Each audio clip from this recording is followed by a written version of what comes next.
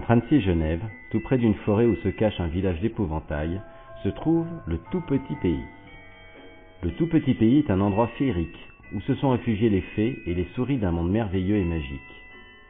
Là, dans une ancienne demeure, entièrement refaite, faite de pierres taillées, de poutres de bois, de terre cuite, de vitraux colorés et de grosses portes en chêne massif, ils vivent à l'abri des mauvais esprits et des trolls. Les souris, avec l'aide de la magie des fées, se sont organisées, creusant de grandes galeries menant à une multitude de maisons souterraines. Elles ont maintenant leur propre école, leur culture agricole, leur moulin à moudre la farine, leurs marchands, leurs pâtissiers. Bref, une vraie petite ville. Et figurez-vous que même le Père Noël des souris a élu domicile non loin de là. Elles vivent en paix, à l'abri de la rudesse des saisons, et Mamie Souris et Papy Souris sont très heureux de vivre ainsi près de leur famille.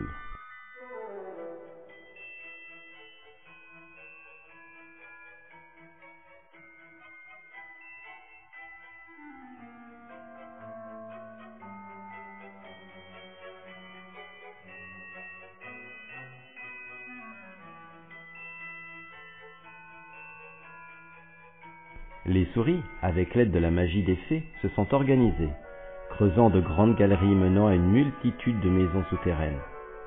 Elles ont maintenant leur propre école, leur culture agricole, leur moulin à moudre la farine, leurs marchands, leurs pâtissiers.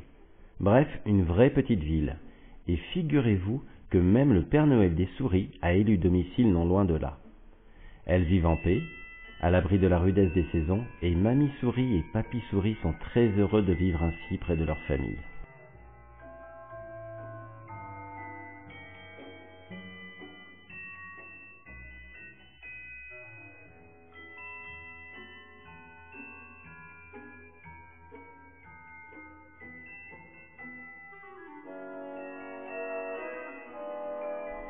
Dans des arbres creux se sont installées les fées des forêts, et donc des arbres. Elles sont les plus proches des épouvantails aussi d'ailleurs, car la forêt, c'est d'abord pour ces êtres magiques une protection, un moyen de se cacher et de vivre en paix. En empruntant des échelles faites de petits bouts de bois, des ponts de cordes faites de lianes et de bois séchés, les fées des forêts vivent sereinement, fabriquant de petits paniers ou des ustensiles de cuisine en bois. Au travers d'une fenêtre vêtue d'un rideau blanc, peut-être en verrez-vous une, fabriquant des sucettes au sucre d'érable ou stockant les pierres précieuses que les nains ramènent quotidiennement de la mine. Oui, tout le petit peuple vit dans le petit pays, en harmonie.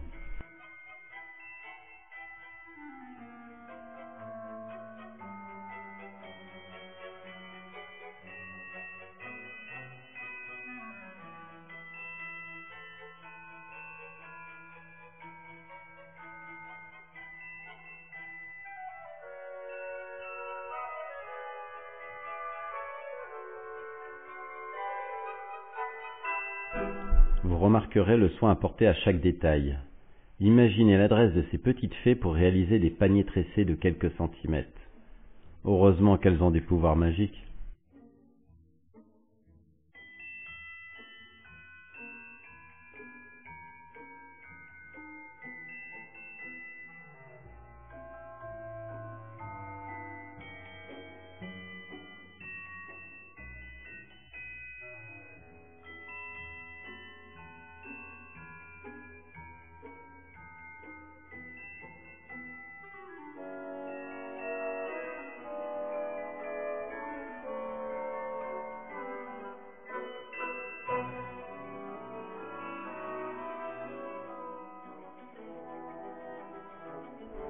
C'est d'ailleurs, paraît-il, dans les environs que le Père Noël des souris s'est installé.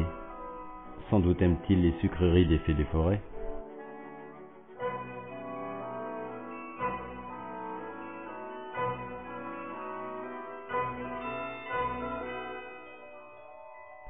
Le plus merveilleux, c'est quand tout ce petit monde se réunit dans le jardin intérieur.